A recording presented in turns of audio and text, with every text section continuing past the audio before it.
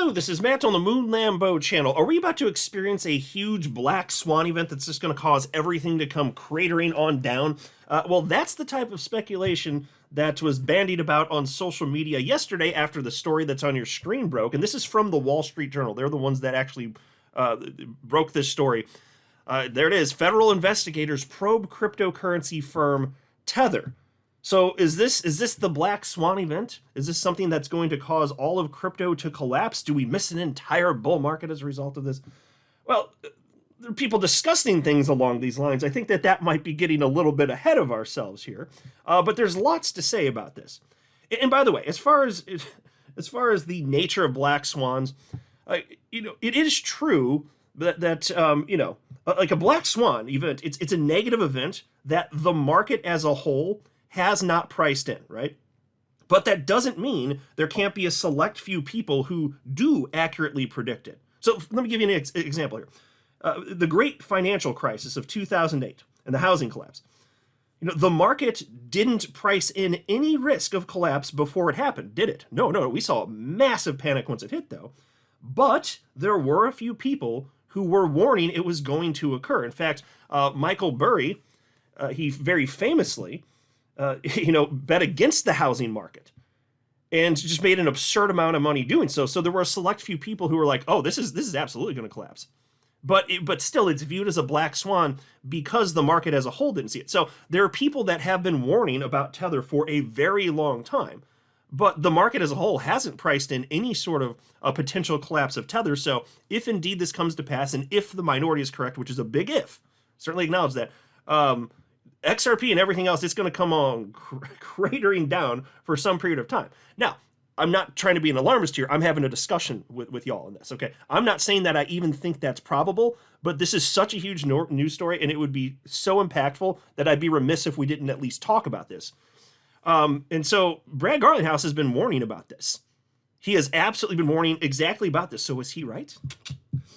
But before going any further, I do want to be clear, I do not have a financial background of any kind. I am not offering financial advice, and you definitely should not buy or sell anything because of anything I say or write. I'm just an enthusiast who enjoys making YouTube videos about crypto-related topics, but just as a hobby and just for fun. So as a reminder, I want to share this with you. This is a story from Cointelegraph from May 13th of this year, titled, "It's Clear the U.S. Government is Going After Tether, Ripple CEO." Ripple CEO Brad Garlinghouse says it is clear that the United States government is going after stablecoin issuer Tether, which could have an unpredictable impact on the crypto markets. Garlinghouse said on a May 10th episode of the World Class podcast that there would 100%, this is a quote now, 100% be another crypto-related black swan event like the collapse and subsequent uncovering of fraud perpetrated by FTX's executives. The U.S. government is going after Tether. That is clear to me, he said, without elaborating and stopping short of suggesting any possible U.S. action against Tether would be the next black swan. He instead called it an interesting one to watch. "I view Tether as a very important part of the ecosystem," the Ripple boss said. He added he doesn't know how to predict what impact potential U.S. regulatory action against Tether would have on the crypto ecosystem. And of course, then they do note here, and fair enough, that this is coming as Ripple, even at that point we knew, was planning to launch their own stablecoin. It's now known as RLUSD, of course.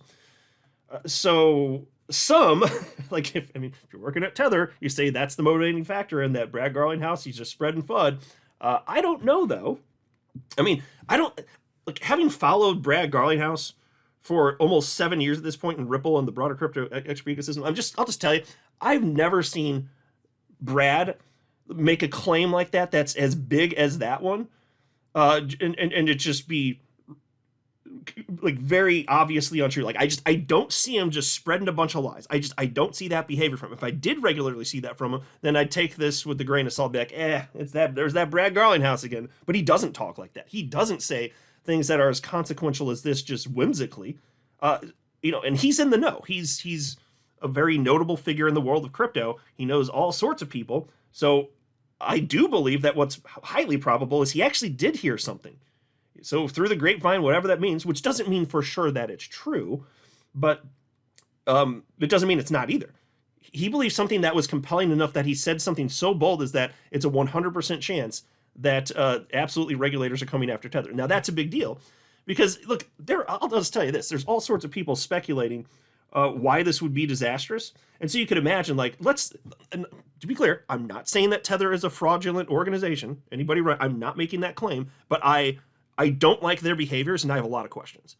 So if it's fraudulent, that's a big if it is, then one of the concerns that many people have talked about is, Tether, even if some of their holdings are actually backed, Tether, if they're actually engaging in illegal behavior, they could just be printing Tether and then secretly putting that into the ecosystem and purchasing Bitcoin with effectively free money because it's always worth $1 because they control it.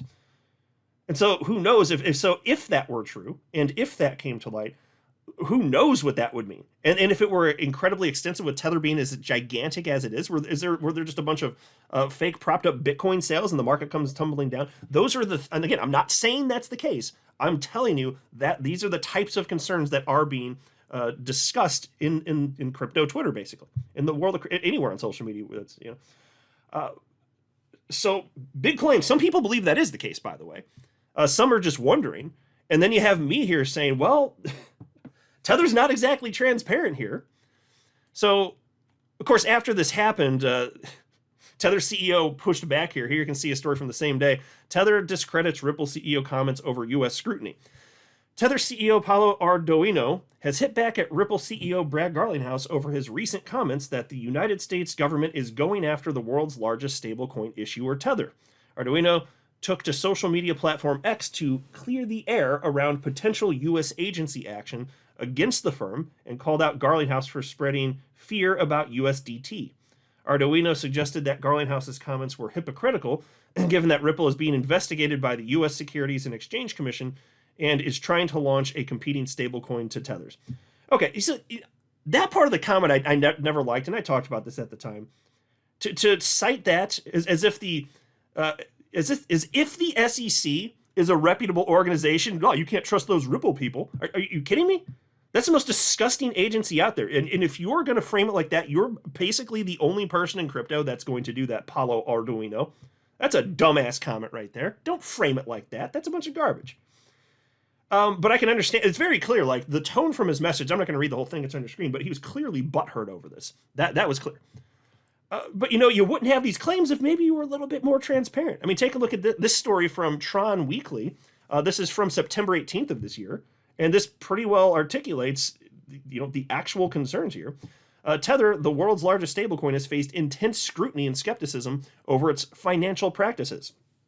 One such market observer by the name of Symbiote has raised questions about the issuer's transparency, reserves, and overall stability. While Tether is yet to respond, the insight has shown the spotlight back on the stablecoin giant. So far, the crypto firm amassed a staggering $118 billion in market capitalization and claims to be fully backed by US dollars. However, the platform has failed to provide a full audit of its reserves despite repeated promises. This lack of transparency, per the expert, has fueled suspicions of financial impropriety and market manipulation.